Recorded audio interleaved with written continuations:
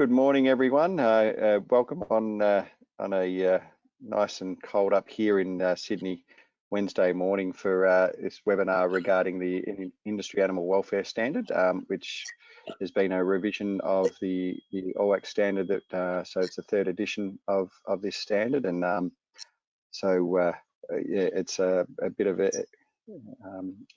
an exciting moment, I think, for the people who've been working on the project to be able to share this with everyone, and to take your questions and to understand how people are feeling around it. So I'm Matt O'Brien. I'm from AMPC. I'm one of our program managers, and animal welfare is one of the areas that's under my remit. So again, welcome, and thank you very much for attending. I just wanted to, before we start the presentation, just to point out a couple of things. I think down at the bottom of your, I suppose, toolbox that's there's a section called chat. If you or questions, I think actually there should be one that says questions. If you would like to have any questions during the process, if you type them into there, they'll come to myself, and if they're really relevant and worth breaking into the presentation to ask, I'll ask them there, but most probably we'll leave those questions towards the end of it. And certainly Leisha will do her best to answer the questions, and any ones that that might fall around to more the AMIC side of things. Stacey's happy to answer those questions as well. So I welcome Leisha and Stacey, and I'll hand over to Stacey now to give a bit of an intro. Thanks, Stacey. Thanks, Matt. So I'm Stacey McKenna from AMIC. I've been working on this project along with some of you that are online today for a little bit over 2 years. We've been working on this now. So we're very pleased to have version 3 of both the standards and the guidelines ready to be released. So Leisha's helped us with these standards, and we've been financially supported by AMPC. This has been a significant project for us and well supported by the various committees across industry and councils who've worked to review these standards with us. So that's included AMIC's Animal Welfare Committee, an industry drafting group, and the Standards Committee. So they've comprised of various stakeholders, including AMIC members, users of the standards, researchers, technical experts, and non-government organisations and regulators. And importantly, we've had significant engagement and support from the Department of Agriculture and AUSMEAT throughout this process also. It's worth pointing out that this is a two-part webinar. We've got today and we've got next week for Leisha to be able to take us through the details and the implementation of the standards. So thank you again for attending, and I'll hand over to you, Leisha. Thanks, Stacey. Good morning, everyone. Just to reflect a couple of the things that Stacey said. So thanks both to AMPC and to AMIC for supporting this project. And as Stacey pointed out, I'm just very much the facilitator for a lot of this work, rather than being sat alone writing a revision to the standard. It was very much a group effort. And as Stacey said, it did take a long time to get it to this stage. And your input today is obviously very valuable, and we look forward to the questions that you may have. I think we're going to switch our webcams off just to make sure that we get a good broadcast and a good sound. But as Matt said, please feel free to type any questions into the chat box, and we will definitely get to them at some point during the presentation.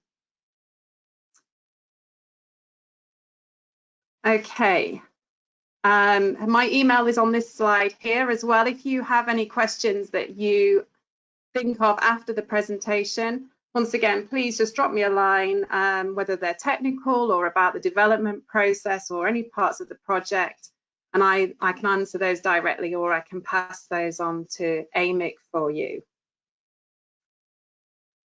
Okay, so the purpose of this webinar, Stacey said, it's in two parts really, and that's really to do it justice, because there is a lot of information for us to get through. The overall objective of this webinar is to introduce the revised industry standard to you, to have a little bit of a look into the development process and how that worked, and why we took a particular pathway in the revision. And then to really work step by step through the requirements themselves. And once I start to present the content to you, you will see how the sections are arranged. And we're going to probably do half of the requirements today, and then in the next session, we'll do the other half of the requirements. You'll probably find that the next session is a little bit more practical because it's really talking about animal management and the stunning and slaughter processes. But it's really important that you try and attend both sessions if you can to get a full picture of the new revised edition of the standard. There are two documents. There is the formal standard, and then there is an implementation guide, or the guidance document, as Stacey pointed out. I'm going to be covering both of those documents in both sessions, so you can see how they fit together and how they complement each other. And if you've got questions about any of the requirements themselves, or about the documents, or any general questions about the implementation of the standard going forwards, just type those in the chat box for us.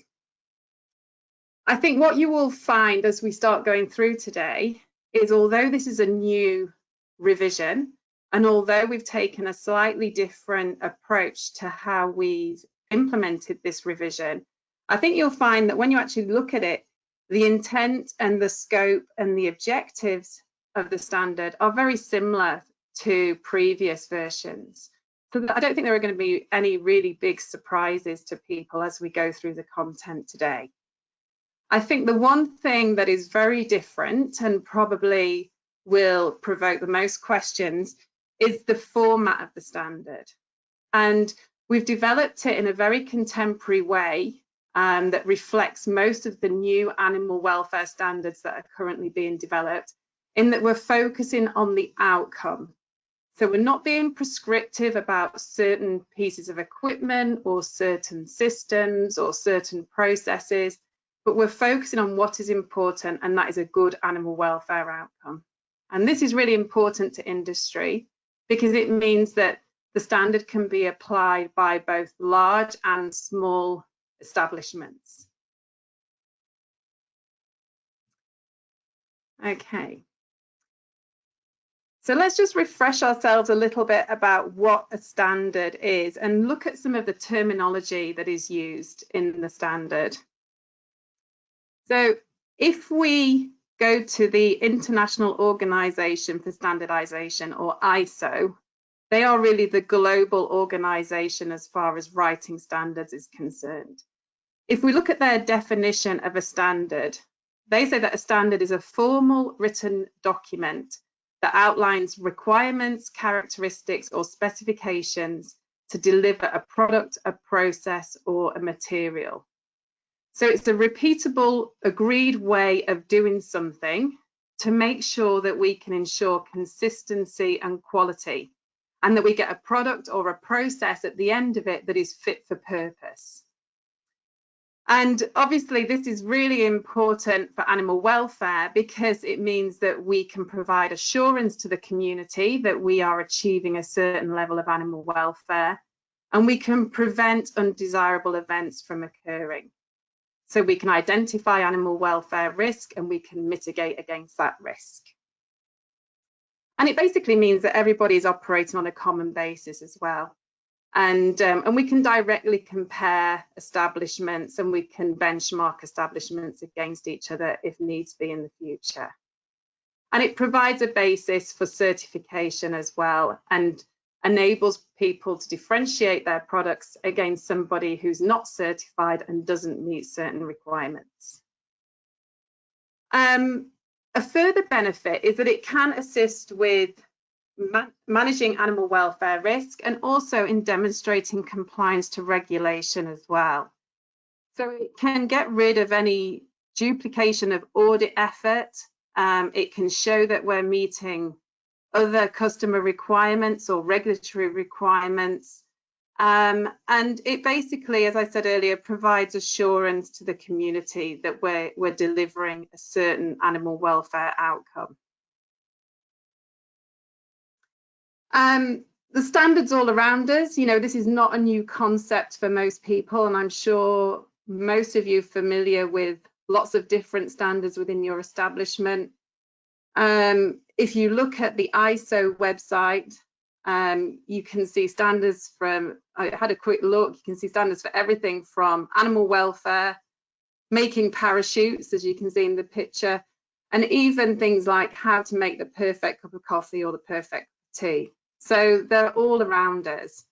And it's something that we've really got to embrace, and we've got to use them to benefit our businesses.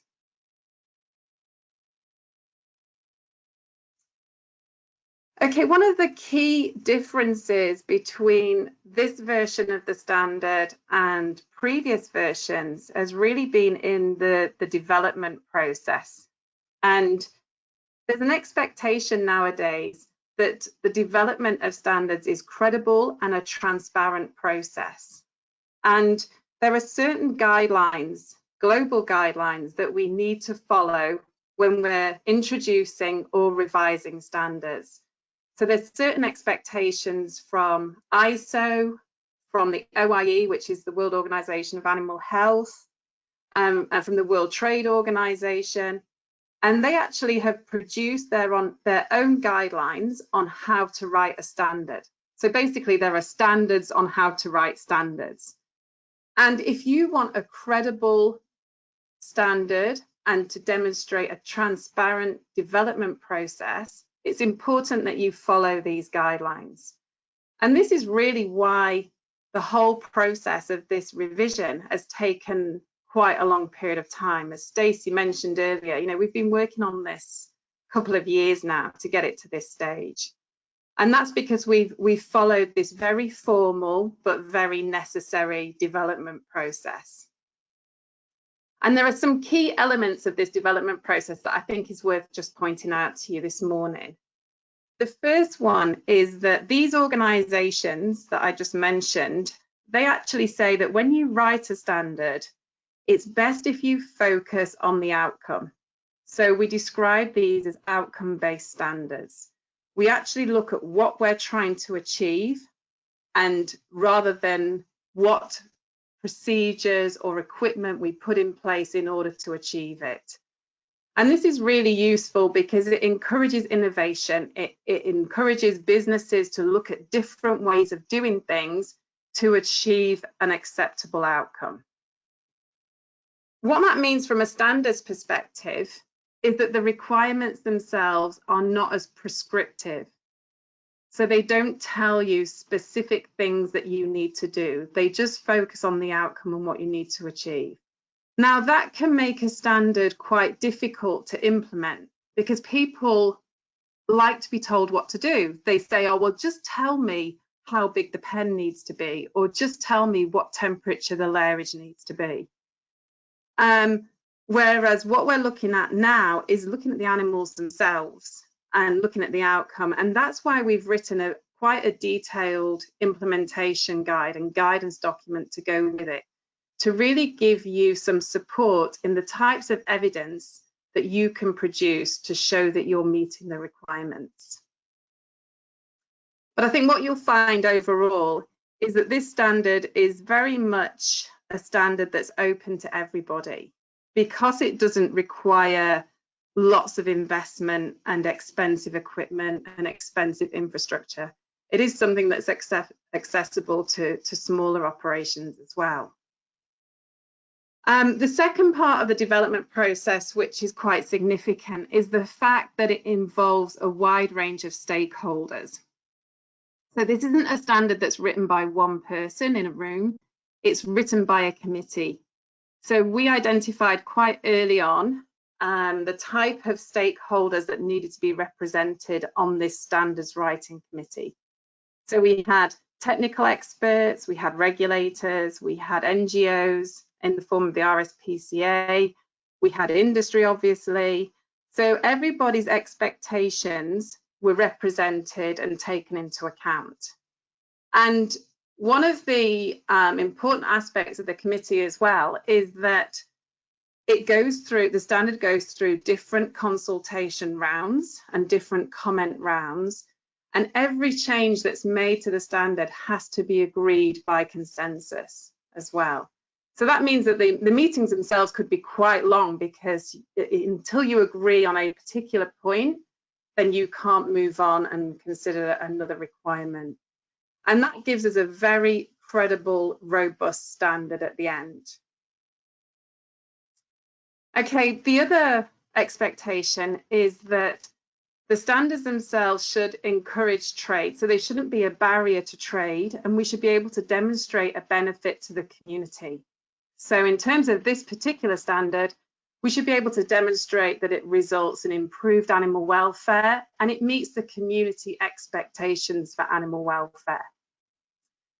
And then finally, the actual process itself needs to be transparent. So behind all of this that you're going to see today, there's lots of other documentation that detail how the standard was developed, all the minutes from the meetings, all the changes that were made and why they were changed, and all that background information is there to demonstrate that this was done in a transparent and robust way. Okay, so what does this look like if we start to think about our objective, which is improving animal welfare or demonstrating that we're achieving acceptable animal welfare outcomes? So what does an outcome-based standard look like for animal welfare? Well, to start thinking about that, we really need to have a quick look at what a definition of animal welfare is. And obviously this is also something that has changed over the years as well. So more recently, scientists and the community agree that welfare is something that refers to the state of the individual. So it's something that we can measure or we can observe in the animal itself. So it's the state of the animal as it tries to cope with its environment. And its environment being where we put the animal and how we treat the animal and how we handle the animal. Welfare is going to be reflected by all of those inputs into the animal itself. So it's really a combination of the animal's physical and mental well-being. So from a standards perspective, we have to look at things that impact on the animal's physiology, but also on their behavior and their mental well-being as well. And we need to turn these basic principles of animal welfare into a set of verifiable science-based requirements. And that's a key statement at the bottom of that slide there. So the requirements in the standard have to be something that we can measure or we can audit. So they have to be verifiable. And also they need to be science-based as well. So once again, a lot of the requirements in the standard have got lots of literature searching and investigation behind them to make sure that they are science-based. There's something that is defendable using science.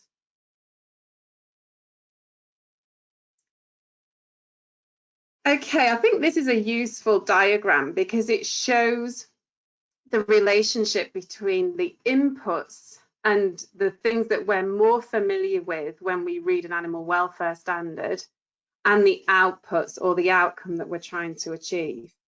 So if you go back in history and look at some of the old animal welfare standards out there, they were very much resource-based or management-based standards.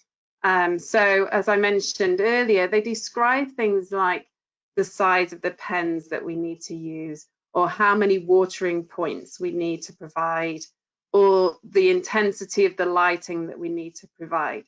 So they pretty much describe the resources that are available to the animal and how we manage those resources, but they don't really tell us anything about what we expect to see in the animal themselves. Now, this makes it quite easy for auditors in the past. So auditors would come in, they could measure pens, they could have their light meters and look at the lighting, and they could assess the environment, but they didn't necessarily need to look at the animals as part of that audit process. And that's really wrong because it doesn't tell us anything about whether we're actually improving animal welfare or not. So what we find nowadays is most of the new standards that are being developed are trying to embrace that outcome approach. So they're looking at the animals themselves, and they're measuring the effects in the animals themselves by using what we call animal-based measures wherever possible. Now, the AMIC standard has done this for a good few years. So if you look back at previous versions, there were requirements to look at animal-based measures, to look at things like signs of effective stunning or slipping or falling or vocalization. So they are things that we've used in the past. What we've tried to do in this version is make them a bit clearer and to put more explanation around them, and to make them more of a focus of the standard rather than getting lost in a lot of resource or management-based requirements.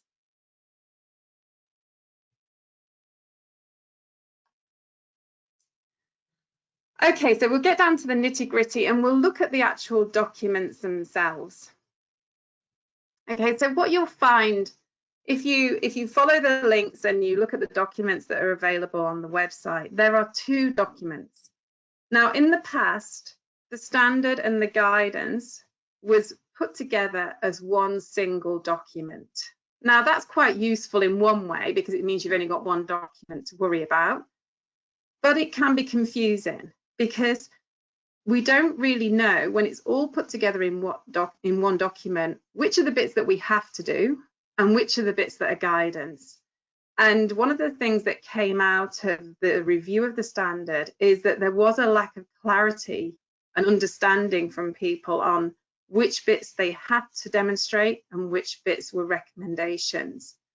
So for that reason, and also if we look at the recommendations from ISO, it's better if you keep guidance separate from the standard itself. So we have got 2 separate documents. We've got the green document, which is the very formal standard. So everything in that document is a requirement. It's a mandatory requirement. And I'll explain maybe 1 or 2 exceptions to that rule, but pretty much that document is the things that we have to do. The blue document is really your encyclopedia. That's got all the information that you need on how to implement the standard. So it takes you step by step through each requirement, and it also provides the context of each requirement. So it provides you with a bit of background on why this is necessary. And then it gives you some examples of evidence as well. So it tells you what sorts of things you can use to demonstrate that you're meeting the requirements. So you'll find that the standard document itself is quite a short document compared to a lot of other standards. But then your blue implementation guide is something that you can use as a bit of bedtime reading. And that is a much bigger, heavier document. But really it's your go-to if you need any additional information.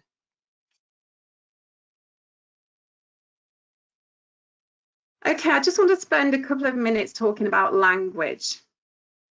And you'll find that the language in the standard reflects the expected language in ISO and the OIE as far as standards are concerned. And this might be a little bit of a change to what you're familiar with, or maybe through previous versions of the standard. You might see that there are some subtle changes to the language. So as I mentioned earlier, this green document, the standard, this contains all the mandatory requirements. So a requirement is what we need to do. Okay. A requirement is indicated in this document by the word shall. So if it says the establishment shall, that means that you must be able to demonstrate that you're doing it. It's something that you have to implement, and it's something that will be verified by an auditor. So shall is the key word that you're looking for. Now there's 1 or 2 requirements in this document that don't have the word shall, but have the word should. And this means that they are voluntary. They're recommended, but they're voluntary. They're not mandatory requirements. So they're not necessarily going to be looked at by the auditor. And if they are looked at by an auditor, you're not going to get a non-conformity if you're not doing it. Okay, so those two keywords are really important. Now, what you'll find when you go through this document is that most of the requirements are shall clauses. As I said, there's only one or two that are shoulds. Everything else is a shall, and I'll point those out to you as we go through. You might sometimes see two other words, and they, again, are not mandatory requirements, but they reflect a choice that you may have or a possibility, and they are the words of may and can. And quite often you see those as part of an additional note or an explanation that's in the standard. But the first thing that I would do if I had the new standard is I'd go through it and I'd just highlight everything where there was the word shall. And as I said, that tells you that's something that you need to do. And what you'll find with this version as well is that for every requirement, there's only one expectation. There's only one thing that we need to do per requirement, because that's really good standard writing. So there isn't a whole list of things that we need to do under one clause number. There's only ever one thing that we need to be able to demonstrate. So you'll see when you go through the standard, there's lots of different clauses and subclauses, and it's very clear on each one what you need to be able to show.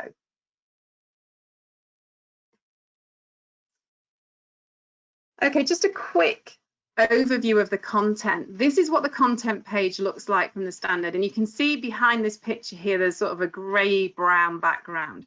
Whenever you see this grey-brown background, that means we're talking about the standard. If there's a blue background, it means that I'm talking about the guidance document.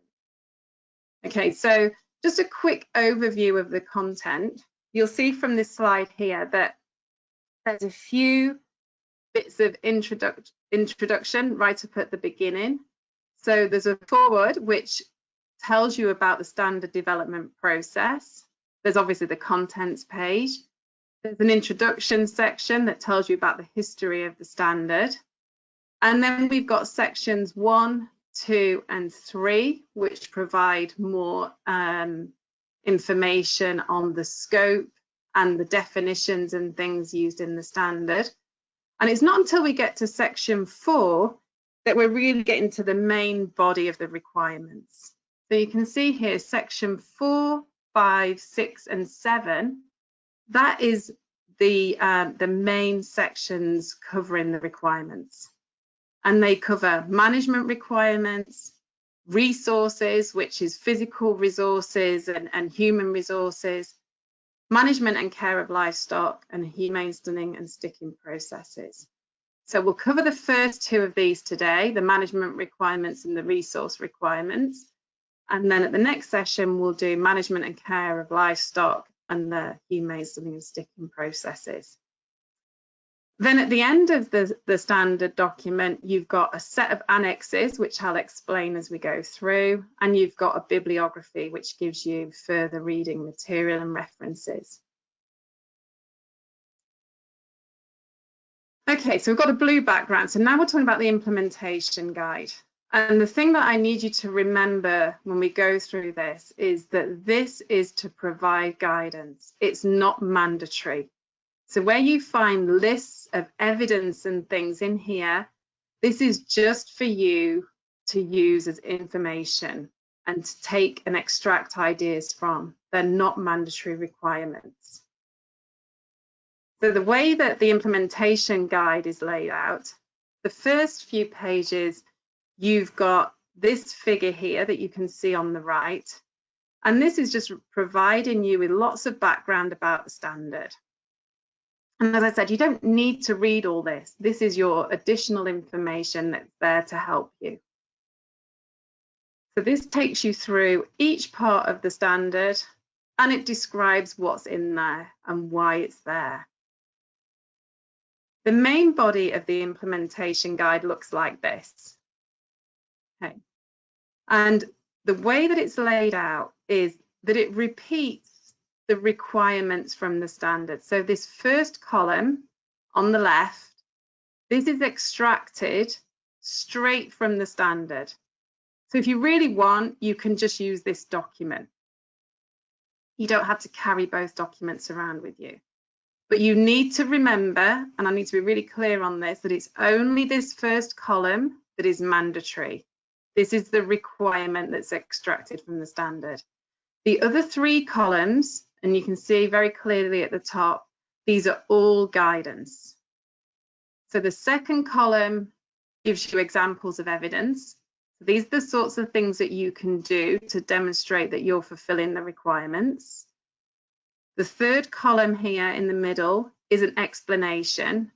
So it explains the intent of the standard. It explains the outcome that you're expected to be able to demonstrate and why. And then the final column gives you additional knowledge that you might need to have, or it pinpoints you to various references. So it takes you to a list of references, and then they are repeated in a reference list or a bibliography at the end. So you can get hold of those references if you want them. Okay, I hope everyone's clear so far. Matt, feel free to jump in if you've got any questions coming up so far. Okay, so that is our real high-level overview of what the standard looks like and what the implementation guide looks like. What I want to do now is spend some time just going through the structure of the standard in a bit more detail. So actually going step by step through the various sections. Okay, so we've got our grey brown background here, so we know we're talking about the standard. The first thing that we come to when we open the standard, and if you look at the bottom left-hand corner of the slides here, it tells you what section I'm looking at. Okay, so if you've got the standard in front of you, you can actually align the two together. You can see the section that we're considering down the bottom left here. So the first thing you come across when you start to look at the standard is you've got this introduction section. And one thing that it does is that it takes this process diagram that you'll probably be familiar with, because this has been modified from the diagram that was available in previous versions. And it takes you step by step through the processes involved in getting an animal from a farm or sale yard, through the transport process, and then through to the slaughter process at the end. With obviously the areas that are marked in green being those areas that you're directly responsible for as a processing establishment. And this is just information. It guides you through the types of welfare risks and the welfare considerations that you need to think about. And this may just help as reference material when you start to think about individual requirements. The way that the standard is structured is very much following the process through in a logical step. So it's from the animals arriving through to the slaughter process. And that probably changes a little bit from previous versions where there were very distinct sections that didn't necessarily follow the process through. This one actually follows the process through step by step.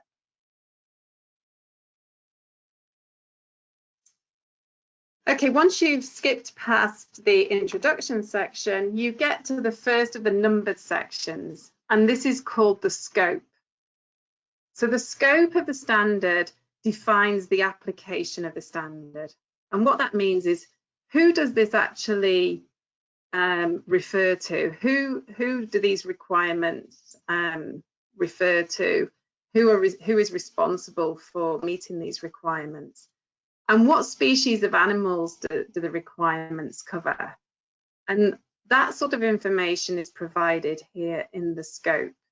So you can see the scope as far as the species is involved hasn't really changed.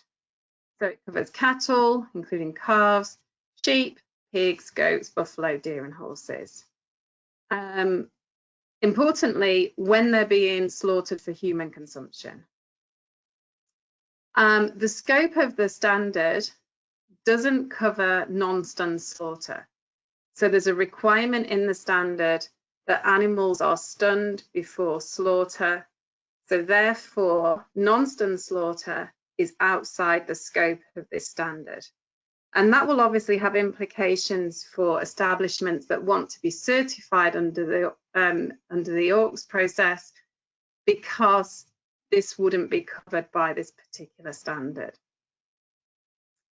And in terms of the processes covered, it's from the moment that the animals are in your establishment, from arrival through to death.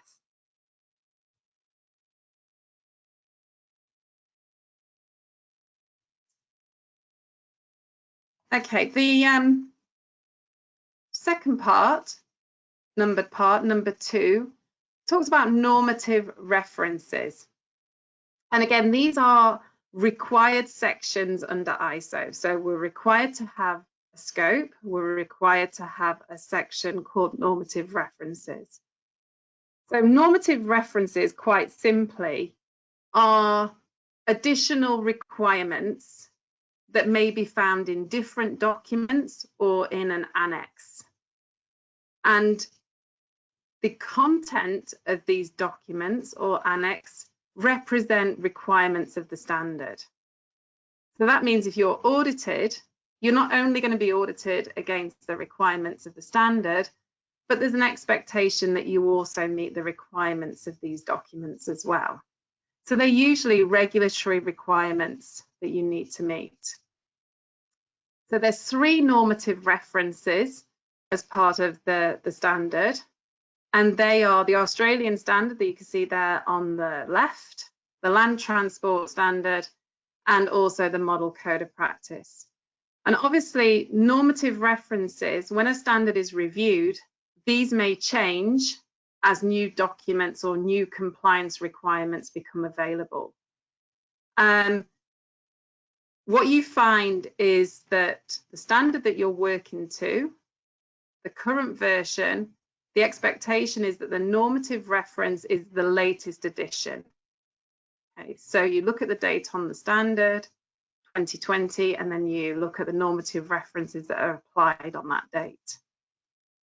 So then when the standard is reviewed periodically, new normative references may get added to, and then those that are no longer applicable will get taken out of there.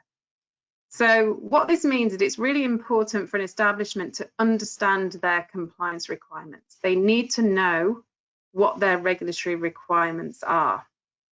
And there's probably more of an emphasis on this from an auditing perspective now. When the auditors audit against this standard, they will be looking that the establishment understands and implements its compliance requirements.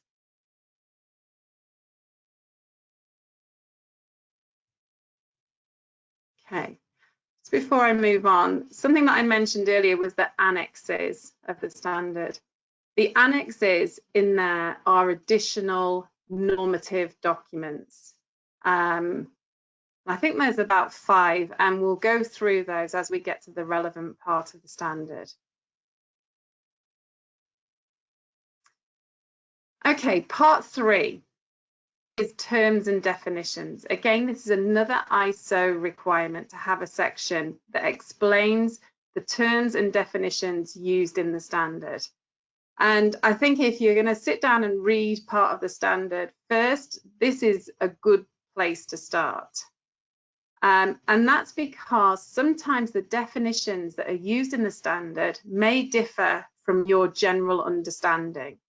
They may be used in a slightly different way. So whenever a particular word is used in the standard, we have to take it in the context of this terms and definitions list.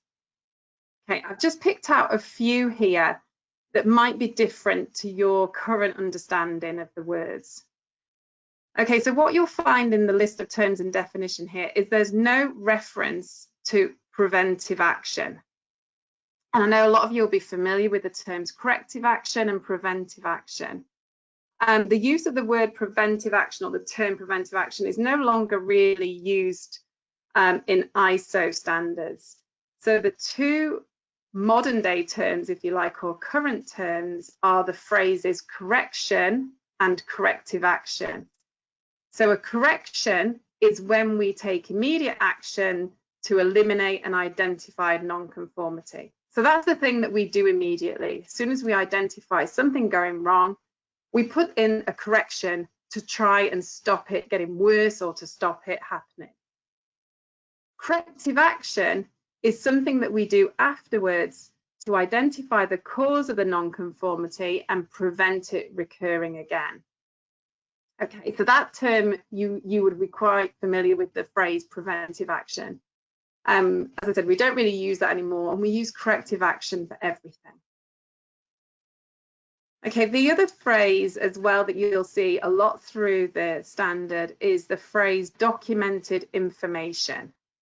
And documented information is really the documents that you have as a business that you control and maintain in order to demonstrate that you're meeting the standard.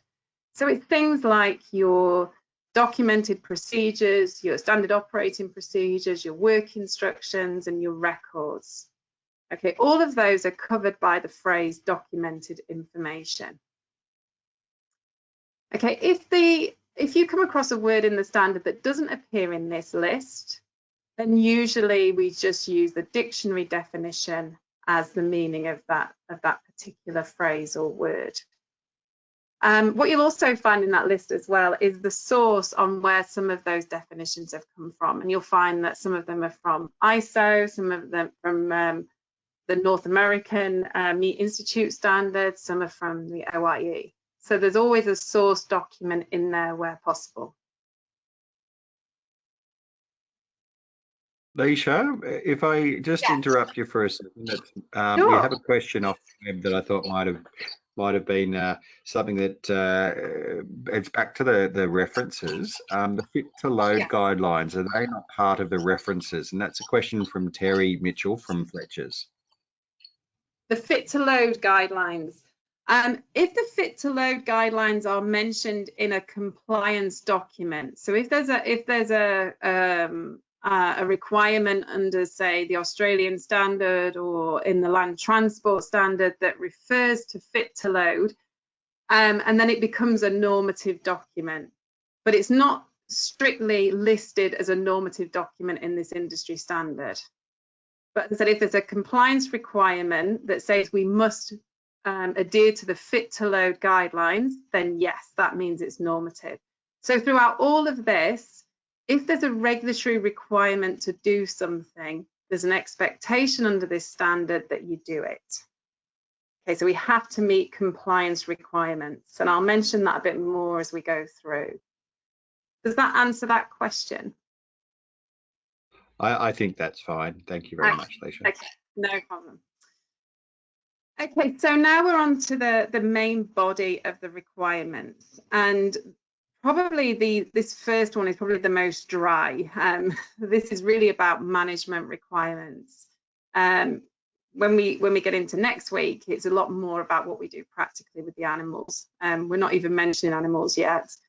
So management requirements are really the linchpin, if you like, or the tool that we use to demonstrate that we're meeting all the other requirements as we go through the standard. So it's basically how you run your business. And a lot of you are familiar with this through approved arrangements, through having your own QA system, or maybe even having your own management system that's ISO certified. So this is not news to anyone. I think what's important here is this is not asking for anything different. And if you've already got those systems in place, then you can use them to demonstrate that you're meeting these requirements. So it's not asking for a duplication of effort. You don't have to develop something purely for this standard. Okay, so management requirements are divided into three main areas: the management system, document control, and performance evaluation and improvement. And I'll just spend a bit of time going through each of those and what the expectations are. Okay, so management system comes first. Management system is really a collection of procedures, practices, documents, and records. It's the things that you do and the things that you control to make your business effective. So the things that enable you to meet your objectives. So as I said, most of you will have a management system of some sort, whether it be a really formal one or whether it be quite a basic management system. It's really a useful tool and it's a powerful tool. And as I said, it really does underpin the approach of this standard. So it's asking establishments to understand the processes that they have in place, to monitor their own processes, to identify non-conformances, and to put improvements in place. So it's you looking at your own system. It's your way of detecting issues before they escalate, for identifying the cause of issues, and then putting in effective corrective measures and effectively managing any animal welfare risk. And it's your way of demonstrating continuous improvement. So this is another key word today, or key phrase, and that's continuous improvement. I mentioned earlier about the expectations of ISO and the World Trade Organization and the OIE. All of those have an expectation that standards provide an element of continuous improvement.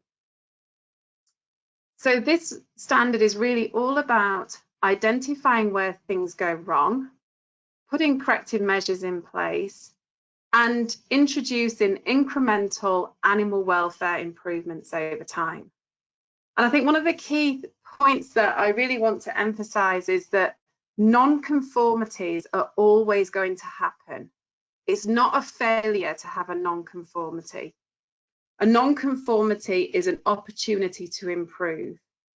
So being able to identify non-conformities, to be able to monitor your system and put in those improvements is a really, really powerful tool. And that's why there's a lot of emphasis in this version of the standard on management system. As I said, it's not introducing a whole new area to you. A lot of you will already be familiar with it. It's just making it a more formal section in the revised standard.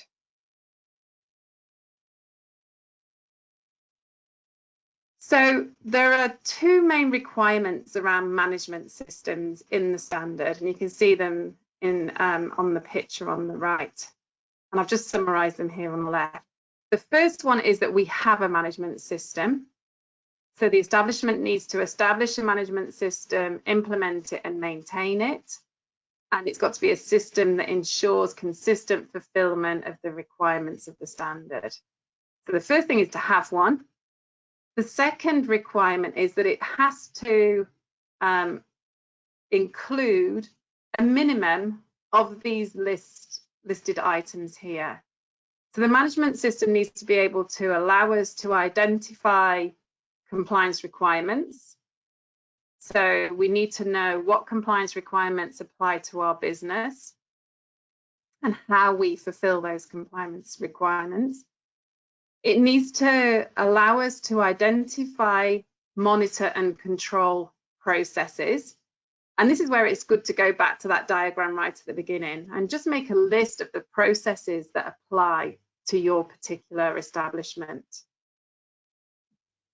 It needs to show management commitment and responsibilities have been thought about, and resource management and competency. So have we got the resources available, both physical resources and human resources? And are those human resources competent in the tasks that they're doing? Does it allow for continuous improvement? So are we actually looking at our performance and improving on our performance? And are we keeping the relevant documented information? And I'm sure a lot of you are already familiar with that sort of structure. As I said, this is taken almost directly from ISO, so it's aligned with ISO. So if you've got an ISO management system, then you've already ticked this box as far as the standard is concerned. Now, for those of you that haven't got a sophisticated management system, the thing about this particular requirement is that it's not out of reach for smaller establishments. A management system only needs to be as complex as the system that it reflects. So if you're just a one-person abattoir, okay, for the sake of argument, and it's you that does everything, your management system can be very, very basic. You don't need to have an off-the-shelf, really complicated management system. And there's a lot of guidance around this in the implementation document to actually explain what the expectations are and what you need to be able to demonstrate. Okay, now I mentioned briefly at the bottom here, documented information. Now, what documented information you have as a business in this standard is pretty much up to you. You just need to be able to demonstrate that you've got sufficient documentation to show that you're fulfilling the requirements of the standard, with an exception. There are a list of normative requirements. So this is the first introduction to the annexes. Under Annex A, there's a list of normative procedures that you have to have a documented procedure for. Okay, and this is the list here. So for scheduling of livestock transport, livestock handling, stunning and slaughter, emergency livestock care, animal welfare monitoring, and fetal blood collection. If you're doing these activities, you have to have a documented procedure by requirement of the standard. And in the guidance document, there's lots of information on how you can put those together and the sort of things that they need to include and references for those procedures. And I'm sure most of you have already got documented procedures that cover those processes. Okay, so that's the nitty-gritty on what the standard requires as far as management requirements. As you can see here, we've gone to a blue background. So let's look at how we actually do it practically. So firstly, as I mentioned, go back and have a look at the process diagram. Make a list of the processes that are applicable in your business. And most of you will have done these if you've got an approved arrangement, you'll have listed out your processes and how they apply in the business. So a lot of you will be familiar with this type of activity. Put together your documented procedures. So going back to that list, make sure you've got documented procedures that cover those things there, and see that they're aligned with the processes that you carry out in your establishment as well. Some of you may have a formal management system already in place. So this is your evidence that you're meeting that requirement. So just make sure that it meets the requirements of the standard. As I said, don't replicate things, don't produce documents for document's sake. If you've got things in there already, then it's likely that it's going to satisfy this requirement. All you're trying to do is demonstrate that you've got people doing the right thing at the right time in the right place. So from an auditor's perspective, actually looking at the management system working is also a critical part of this process. So it really does only need to be simple if you're using it to reflect a simple system. Okay, please don't be tempted to get an off-the-shelf management system manual if you've got a very small or simple operation. Okay, just jumping on because I'm just a bit conscious of time. The next part of management requirements is document control. So document control is all about making sure we have sufficient documents to support the management system. As I said, we don't want documents for document's sake, so it's really just the important documents that we need, and this will be determined by you. And then demonstrating that we control those documents effectively. So how are they created and updated? What is the format? So it doesn't have to be a hard copy, it can be something that's electronic. It can be a poster on the wall. It can be a picture showing somebody how to do something, but just making sure that we've got the right version in the right place and it's being used adequately. And then also making sure that documents are adequately protected.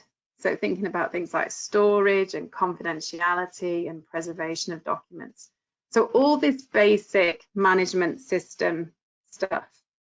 But as I said, it's not about going out and creating new documents if we don't need them. It's just showing that we've got the appropriate documents and they work for your business. So they must reflect the complexity of the processes and the establishment.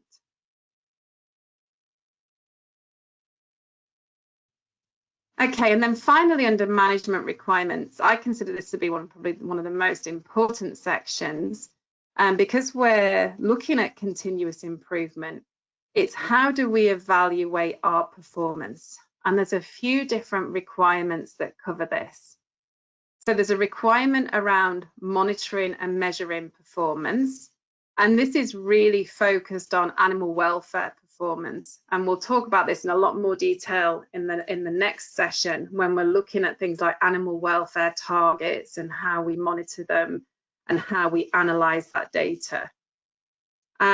Performance evaluation also covers things like internal audits. So there's a requirement, a formal requirement in this standard that you do an internal audit. Now, it doesn't specify how frequently you do that. It doesn't specify too much around how complex that needs to be. So once again, it really needs to be fit for purpose. So you need to establish how frequently you need to do that, who needs to do it, are they competent at doing it, and what parts of the system does it need to cover. So this is your opportunity to identify any non-conformities in the system and put in any correction and corrective action in that inter-audit period. So you're demonstrating on a day-to-day basis that you're meeting the requirements of the standard. And then there's also a requirement at the end for management review. And this, again, this is ISO stuff. So this is a requirement for top management just to have an overall look at how well the management system is working. And usually they're carried out once a year, just to make sure that things are operating correctly and whether there needs to be any major changes to the management system.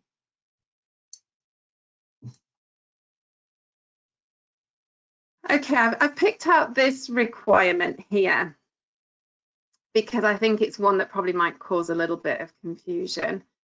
And that is that there's a requirement here for the establishment themselves to analyze their performance. So you have to identify your own performance indicators, and you need to be able to demonstrate that you're measuring them and monitoring them as well to achieve the following. So you can see that list on the right. You need to use these performance indicators to show that you're meeting the standard, to identify areas of risk, to identify areas where there are opportunities for improvement, to assess the performance of your personnel and suppliers. So this involves obviously things like feedback to transporters, to farmers, and also there's a requirement at the bottom for you to monitor customer satisfaction. Now, I don't want you to think that this is a really complex, onerous task. This is just things like when we talk about customer satisfaction, it can be as simple as if you're being audited by a retailer, how you monitor that. If you get any complaints coming in directly to the facility, how you deal with those. That's all examples of how you meet this particular requirement. As far as animal welfare monitoring, you can develop your own indicators and you can use your own monitoring systems to monitor animal welfare, but there are also very specific requirements as we go through the standard on particular areas that we need to look at and monitor. So once again, it's putting the onus back on the establishment for you to make it as simple or as complex as you want. but there are some mandatory monitoring activities that we need to do as far as animal welfare is concerned. And I'll talk about those in the next session.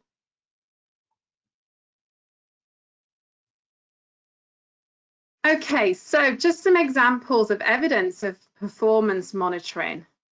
So you can provide documented evidence of your monitoring results. You can show what type of targets you are working towards and what you do when you're out of spec or you don't meet those targets. You can demonstrate actions taken to improve performance. So what have you done as a consequence? So things like training or things like additional monitoring, or you can show results of your internal audit or any corrective action records.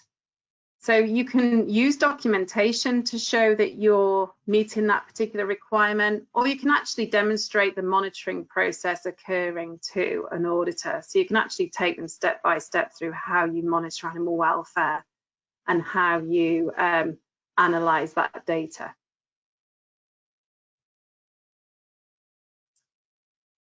Okay, I just want to go through the next set of requirements and then we're nearly at the end and we can have some more questions if people have got them.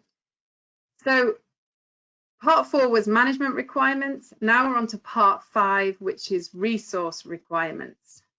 And when we think about resources, we're looking at 2 main areas: human resources, so obviously the people working, and more specifically the people that directly affect animal welfare, and physical resources.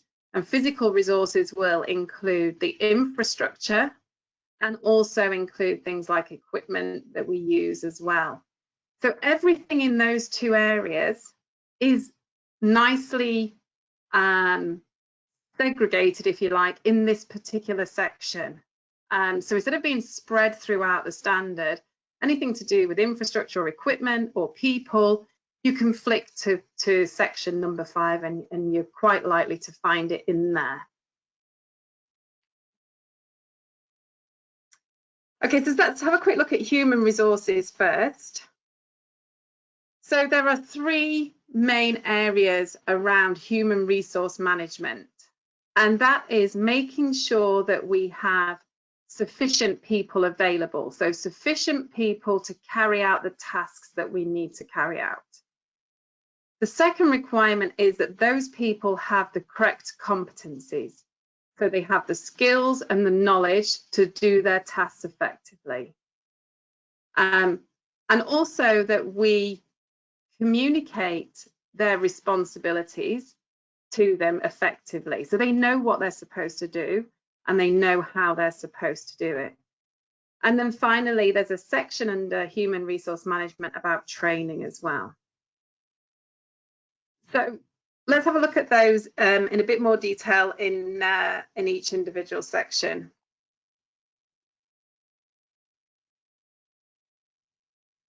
Okay, when we talk about competencies,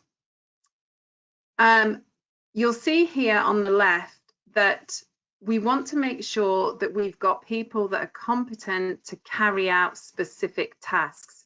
And because this is an animal welfare standard, it actually lists the activities that we need to be able to demonstrate competencies in.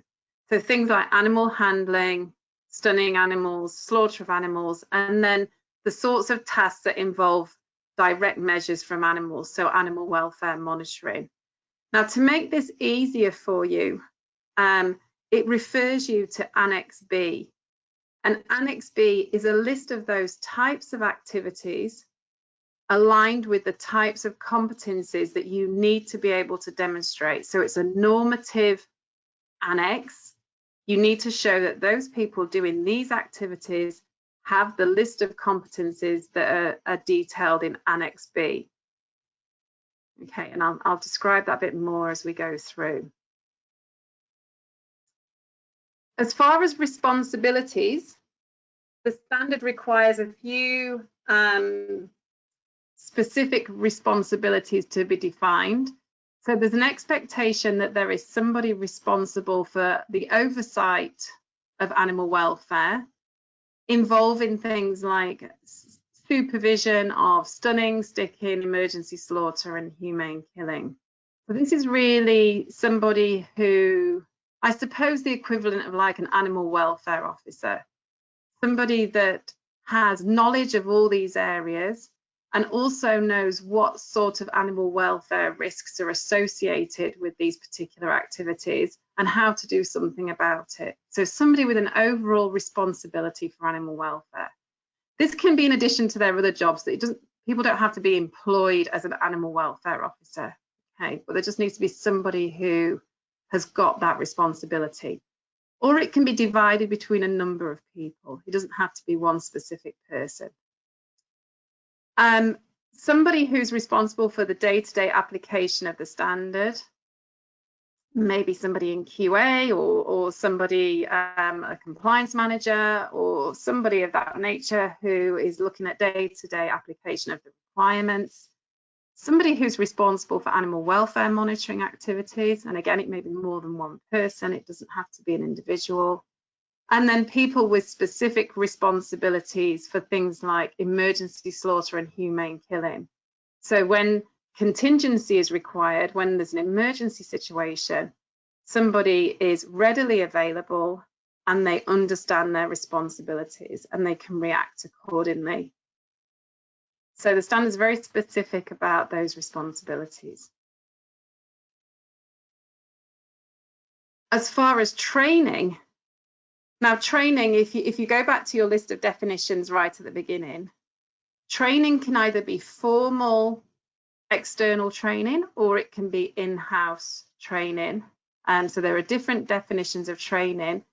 Basically, it just has to result in somebody who is competent. So as long as you can demonstrate that, then that ticks the box for training. And so as a bare minimum, people need to be trained against their assigned responsibilities. So they need to know what tasks they're doing and be trained in those tasks until they are competent. They need to be trained in health and safety and emergency preparedness. There is a requirement that people who are undergoing training, who are not yet competent, need to be supervised, and that supervision needs to be direct supervision if they are carrying out an activity that is high risk for animal welfare. Okay, which is probably normal practice for most of you anyway. And then this is probably one of the only areas where it's very specific about you having documentation. So there's a requirement at the end of the training section that your training is documented in some way until a person is deemed competent. And I think probably a lot of you do that anyway. Okay, so let's think a bit more about the evidence that you can provide to show that you're meeting some of these human resource requirements. So how do you demonstrate fulfillment of the requirement? And it's a good idea to think of it as a series of questions. Okay, so what activities do you undertake? What needs to be done to complete a particular process?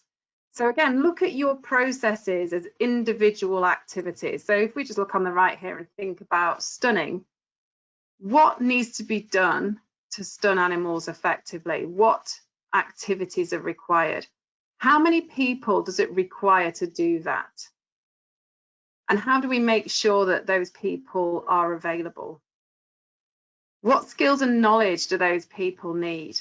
So does the person actually doing the stunning need a different set of skills and knowledge compared to the person that's overseeing the process? So think very specifically about the different roles and responsibilities involved. And then who is responsible for that particular process? So start to think about that, and if you use this set of questions and you go back to the guidance document, it gives you a list of the types of evidence that you can use to show that you're meeting this requirement. And again, the best way of showing it is face-to-face when an auditor is actually on site looking at the different activities. So looking at how competent people are, how they undertake their activities, and whether they're doing it in accordance with their documented tasks. So nothing beats actually watching the process, but there's also a list there of the different documented requirements that you can, documented information that you can use to demonstrate fulfillment. Okay, so this is the Annex B, and this really is your starting point when you're making sure that you've got competent people doing those particular jobs.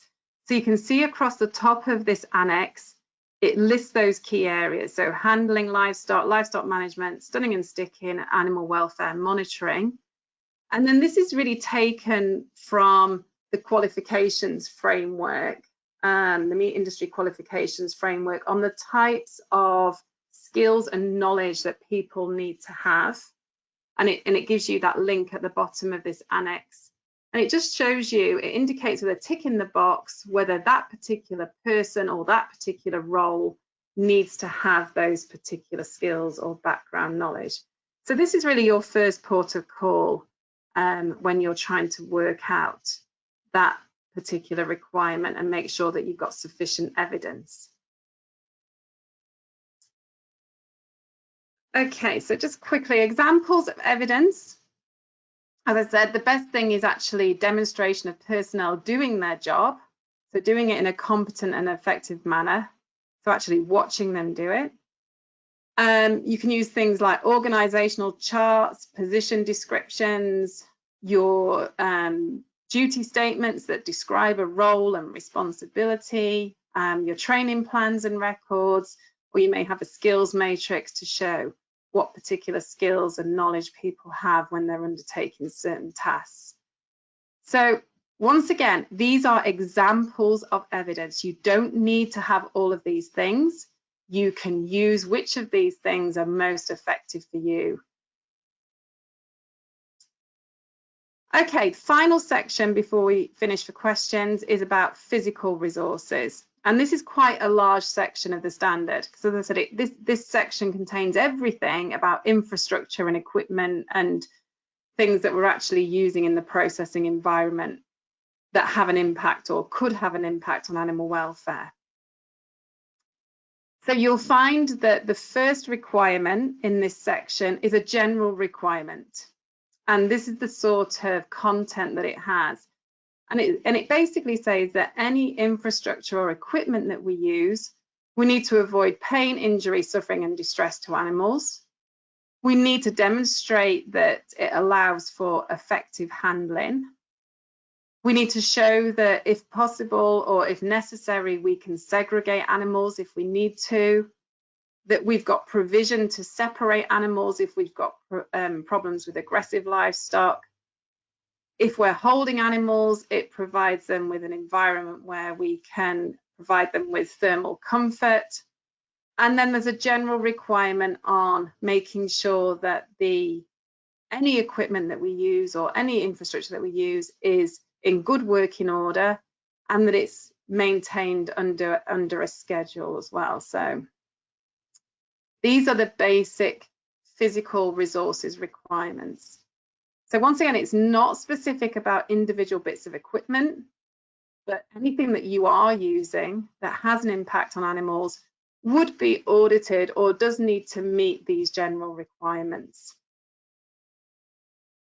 Okay, in addition to this general list, there are more specific requirements around things like the suitability of flooring, the suitability of lighting, things like lairage pens, provision of equipment for water and feed, etc., etc. Now, what you will find when you read those individual requirements is that the focus is on the animal. So it's not prescriptive around what those things need to look like, what type of space or things like that we need to provide. It's very much outcome based, unless there's an underpinning compliance requirement that we need to be aware of.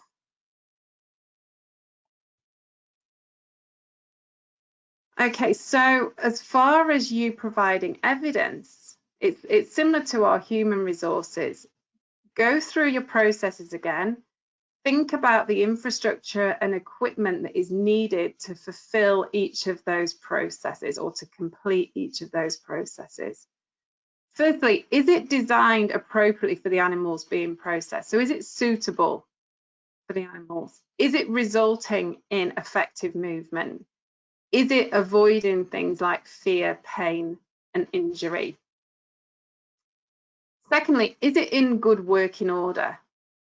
So don't just look at the equipment, look at the impacts on the animals as well. Are you seeing signs in the animals that you've got something that is ineffectively, is being used ineffectively or is not in good working order? Have you got signs of injury or signs of ineffective movement, for example? And then is it being well maintained? So is there a maintenance schedule? Is it being monitored and checked before we put animals through the system?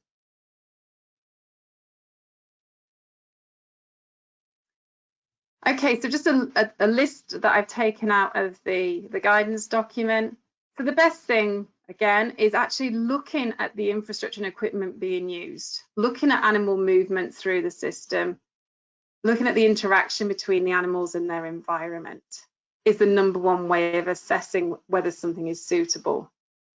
To support that, documented records of maintenance can be useful, particularly for key bits of equipment like stunning equipment, and any reference to manufacturer's instructions can be important.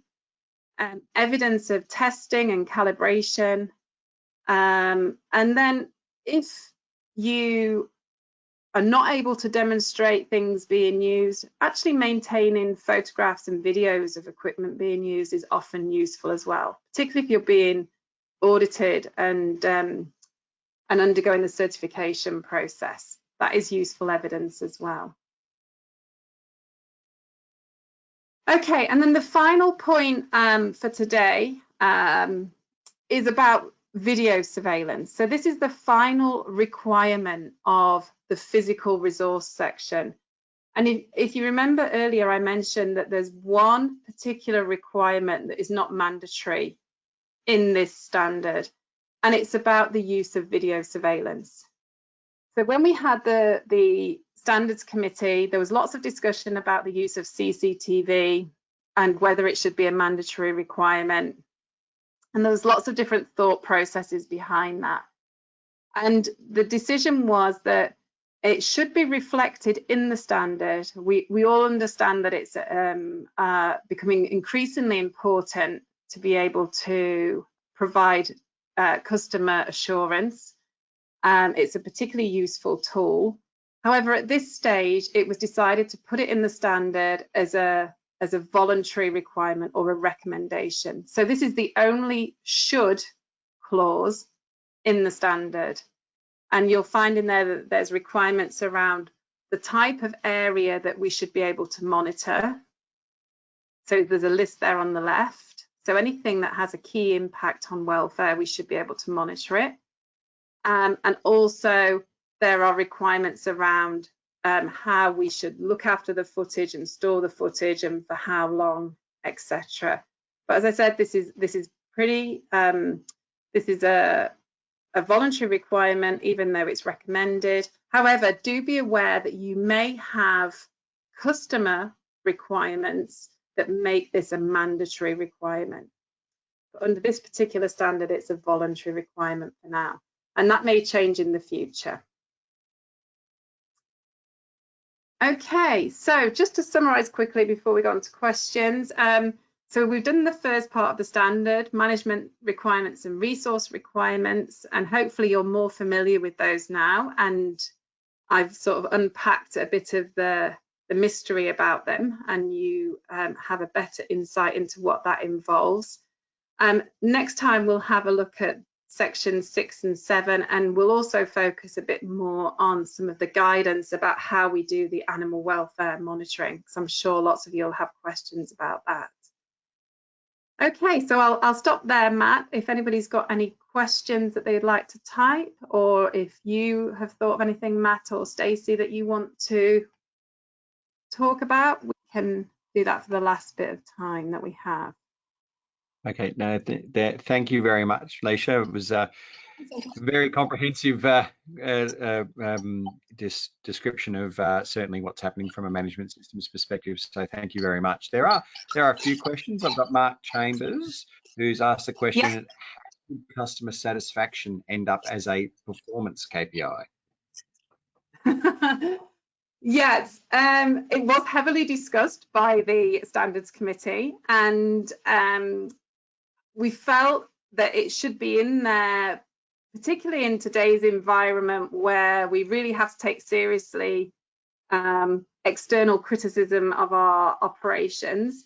But we also felt that the degree of formality can be really decided by the establishment. So, and that's indicated in the guidance. You know, it's really down to the establishment to decide what that looks like, and it could just be a customer in terms of a certification scheme or a retailer, or it could just be dealing effectively with customer complaints.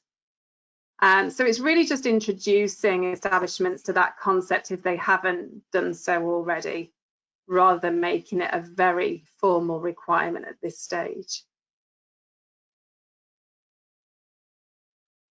Okay, thank you for that answer. Hopefully that satisfies your curiosity, Mark. The next one is from Lyle Davies.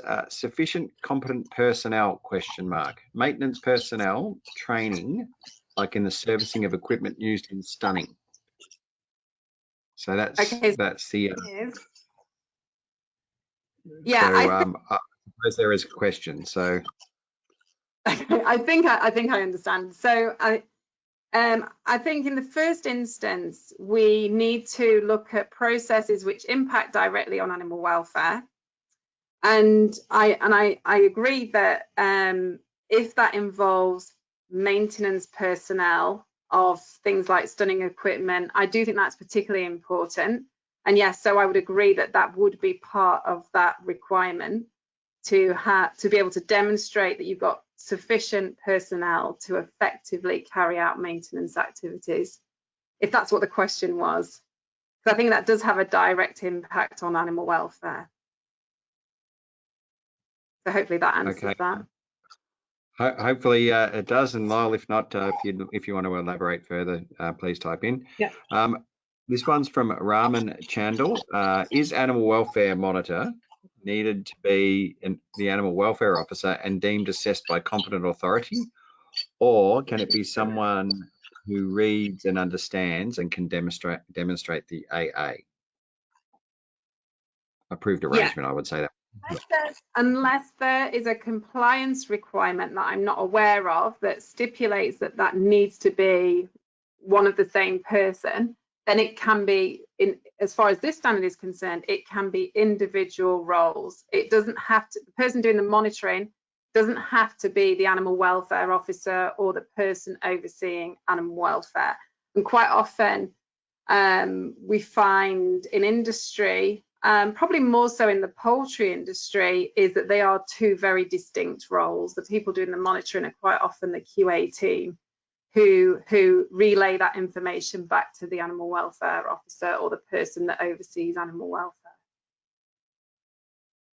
So the standard isn't that prescriptive. It's down to you to decide. Unless, as I said earlier, there is a compliance requirement for it to be one of the same person. Yeah, a bit of a say what you do and do what you say you do kind of situation. Yeah. Perfect. The final question that I've got, Lyle has said thanks. So you did answer his question around that maintenance side of it. Very good. Final question here is from Ellen Ranger, and this is an interesting one. Can an establishment be certified for some, but possibly not all species they may slaughter and process? Because obviously there's some multi-species plants out there, and they may have everything in place for, say, the ovine side, but not the bovine side, or vice versa. So, is there an ability for someone to certify? This is a difficult one, and I think, and Stacey, please jump in if I'm saying anything out of turn. I think the general thought process and the way that the certification scheme operates is that if the animals are within scope of the standard, then they should fall under the scope, because it's the establishment that is being certified. So I think if they are within scope, then all the animals would need to be part of the certification process. If you happen to be processing animals that are outside of scope, then I think there is obviously some flexibility in that operation can occur, because the standard doesn't cover that anyway. Does that make sense? So, for example, bovine and ovine are both within scope, so I think there would be an expectation that a certified establishment would be certified for both species. Stacey, I don't know whether you want to add anything to that.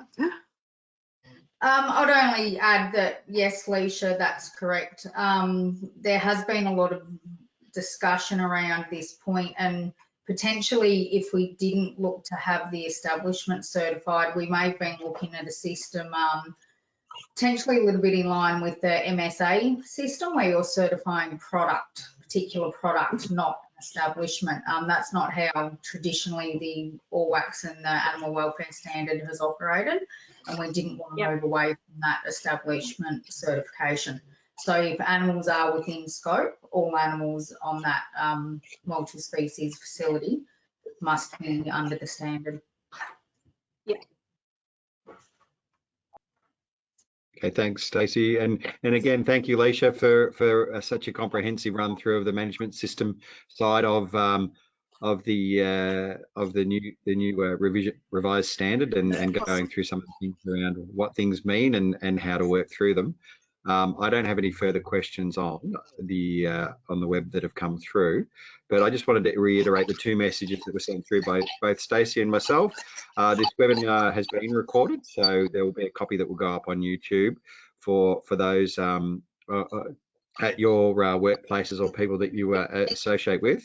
Oh, I do have a one final question that's come in at the last minute from Michael Johnson from JBS. How will industry obtain a copy of the new standard once available? I think that's in Stacey's chat. I think that she put something forward.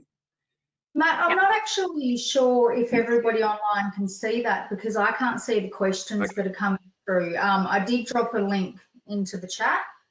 The AMIC membership received that information on Friday. Mick, I can send that through to you now, but also Matt can send those links out to everybody on the webinar. Yeah, that's what I was about to reiterate, Stacey. That's right.